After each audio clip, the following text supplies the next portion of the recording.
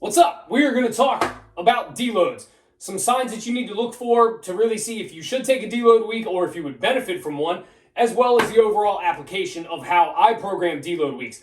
The application from coach to coach, individual to individual, is going to look different. Not everyone has the same deload style. There's 1.5 million different ways to program a deload. I could sit here and draw out 30 different ways in the next 30 minutes to how you could deload, right? This is just how I generally apply it. Again, it's going to be different for all of my lifters based on who they are, but again, there's some general rules as far as application goes. As far as deloads, the big sign that we're looking for is fatigue, right? And I hope you guys can read my handwriting here, all right? Fatigue is always the indicator on whether or not I think somebody should take a deload, whether it's one of my lifters or anybody like that. Fuck! On whether you should.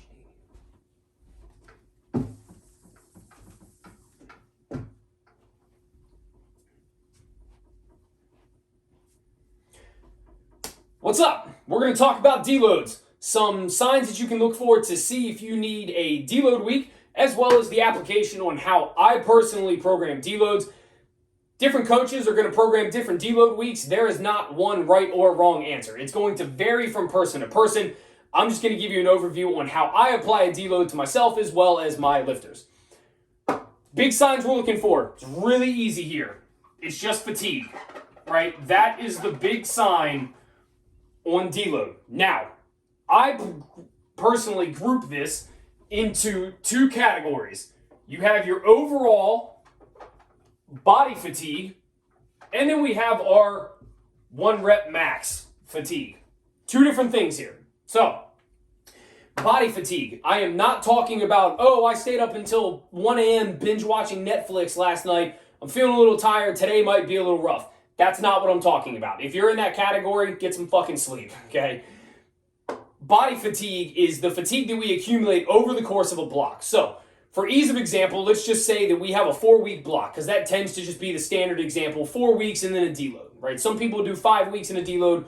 We're just going to do this in terms of 4 weeks. So, if you get to the end, or as you approach the end, maybe we'll say about week 3, week 4, you start to really kind of feel a little bit beat down, right? Your hips might feel a little beat. You feel like you have to kind of like, you're waking up in the morning, you're stretching a little more, everything's feeling a little tight.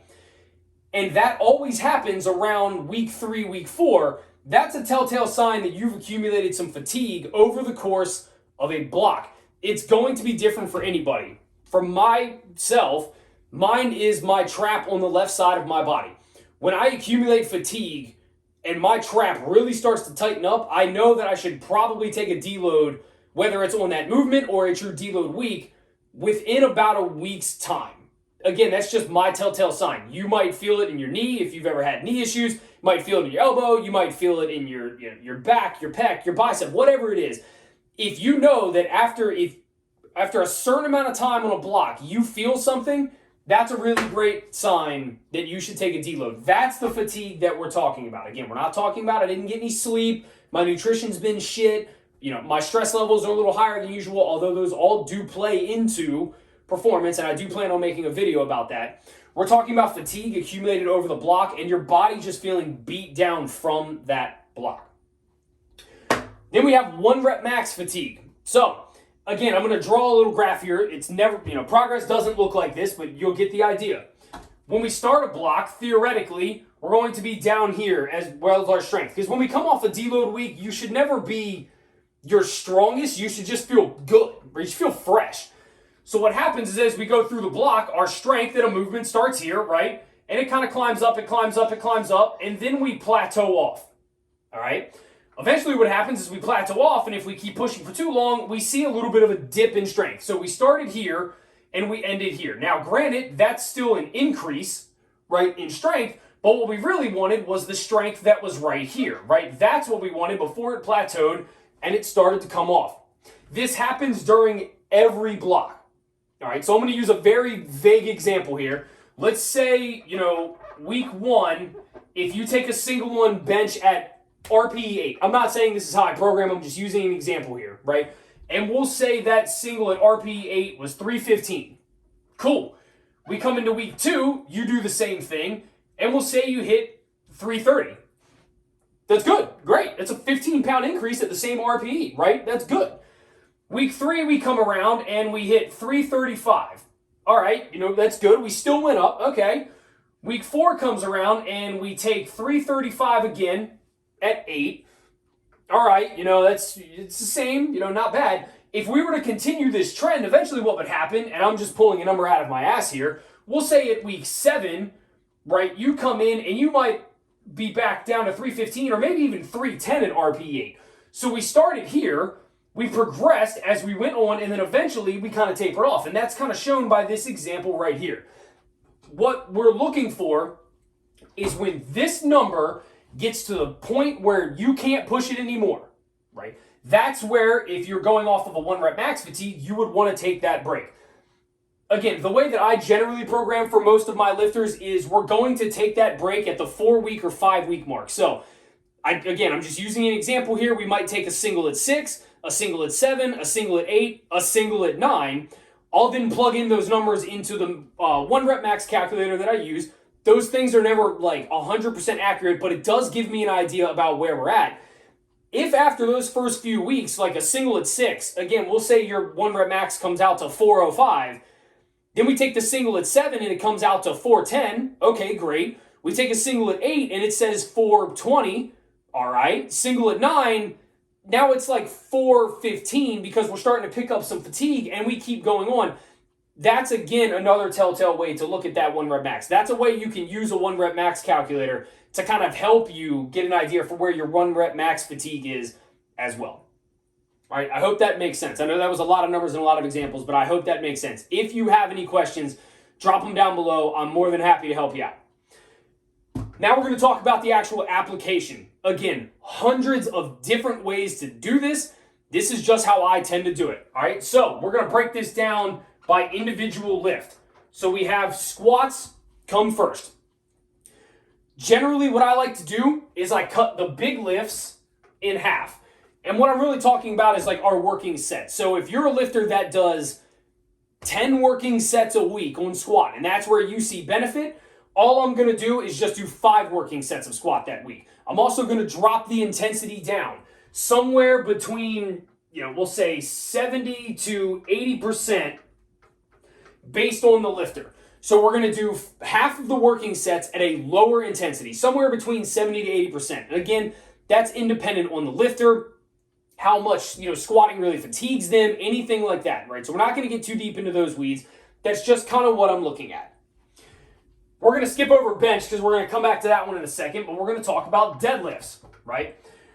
Again, I cut this down either in third or in half, or I'll do like a third of the total working sets because deadlift does tend to be the one that fatigues lifters the most, all right? So I might do a third of the total working sets. So again, if you're a lifter that does 10 working sets, I'm only going to do about 3, right, throughout the week. And this percentage is probably going to be somewhere between 60 to, we'll say, 70%, again in that range, because deadlift does tend to be the one that is the most fatiguing. Again, highly individual based on the lifter, based on who you are. We're not going to get into the weeds in that one, all right? Then we have bench. Now, I am a firm believer for most people, you do not need to really deload your bench that much. You still should probably take a deload every now and then. I also believe this when it comes to tapering, that most people don't need to taper their bench press off because most people, and again, I'm saying most people, not everybody, most people can can recover from a heavy bench session and then turn back around the next week and bench heavy again, pending you don't have, injuries or anything of that nature. Most people can recover well enough that you don't need to actually deload your bench. So what I do, and I give credit to Chris Bridgeford, who is the one who taught me this term, I actually look at bench as a quote-unquote reload week. So I don't even take it as really necessarily a deload.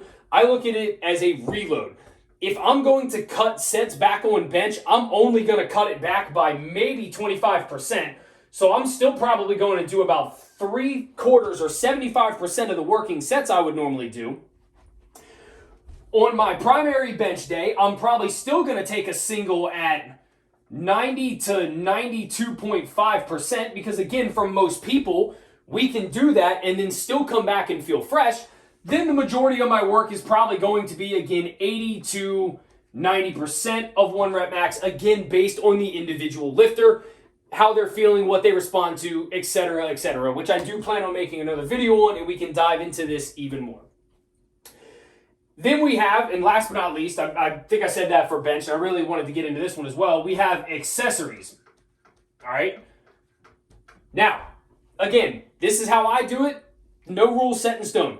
I know some coaches and some lifters will cut their accessory sets back as well. I actually keep all of my accessory sets the exact same. I just drop the RPE for my lifters. All of my accessories on a given week are done at RPE 8, right? Unless I say otherwise. If I'm doing something like a face pull for 4 sets of 25, I don't need that to be done at RPE 8, right? We're just trying to get some upper back work, keep the shoulders healthy. But what I will do is all of my accessories are then going to be done at RPE 5 to 6. Very casual, nothing crazy. I keep everything else the same, so I would still do 4 sets, 3 sets, whatever it was. Just pull the RPE back. So again, we're making the intensity a little lower.